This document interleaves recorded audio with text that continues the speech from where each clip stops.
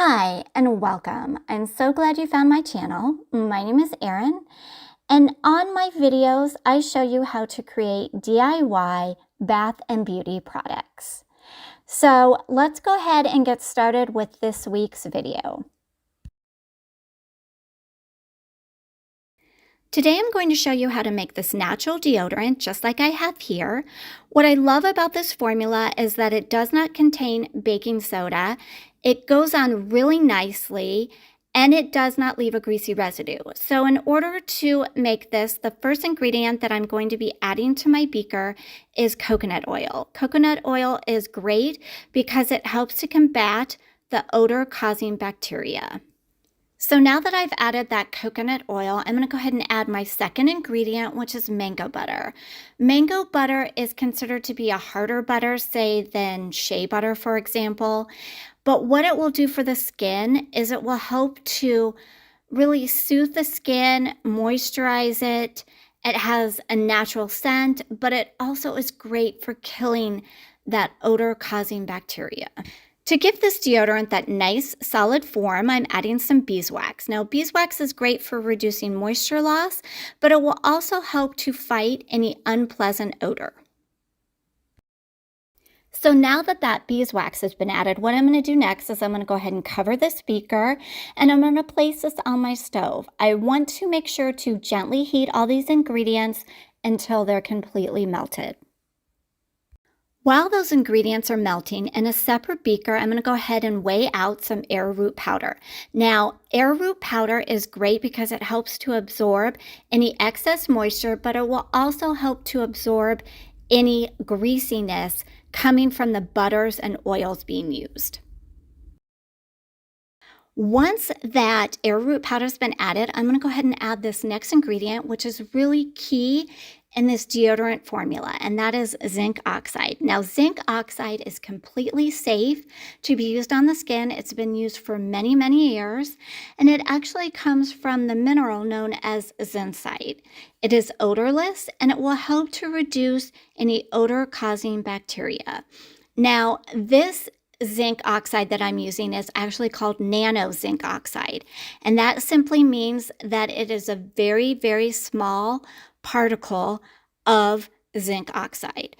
And what this will do for the skin, besides feeling great on the skin and soothing those delicate armpit areas, is it will also just hydrate the skin, protect it, and it feels very good, almost velvety in a way.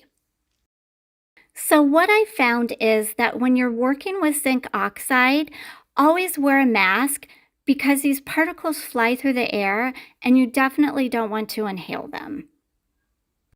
After adding the zinc oxide, I'm going to go ahead and stir both the arrowroot and the zinc together. And you want to make sure that as you're stirring, you're really getting down to the very bottom of your container because that's where the zinc will kind of hide out and sit. And you just want to make sure that you're combining these two very nicely and thoroughly. I've now gone ahead and removed my oils and butter and wax, and as you can tell, it's starting to cool down. So these next steps that I will show you need to be done very quickly. So at this point, I'm going to go ahead and take my beaker, the one that has the arrowroot powder and the zinc oxide, and I'm going to combine it in with the butter, the wax, and the oil. Now, I find it much easier to add the powders to the other ingredients than doing the opposite. But once I have done that, I'm going to thoroughly stir everything, making sure that everything's combined.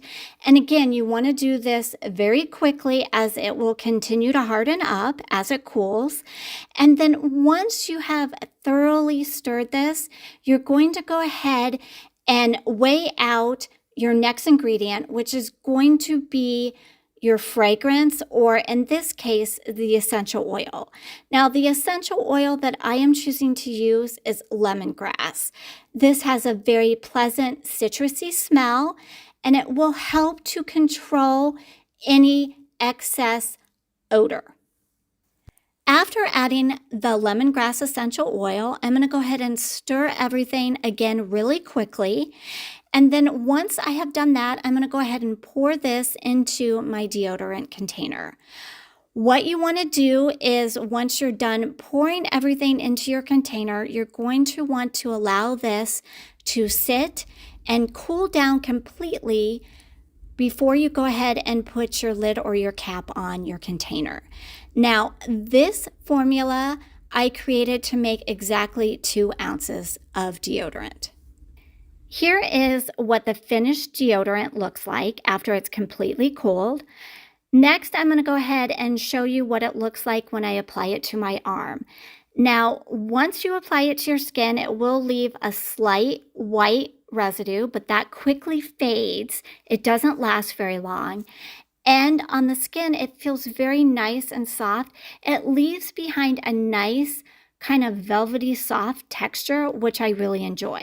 And the scent isn't overpowering, but it has definitely got a scent to it, but it's almost like a very faint or light scent. I also found that when I'm using this deodorant, it does not have a greasy feel to it, nor did I find that it transferred onto my clothes. Before I end this video, let me go ahead and share with you any substitutions that I would recommend. Now, when it comes to replacing the zinc oxide in this deodorant formula, unfortunately, I don't have any substitutions because the zinc oxide really is the key ingredient. Thank you so much for watching. I hope you really enjoyed this video. Don't forget to like and subscribe.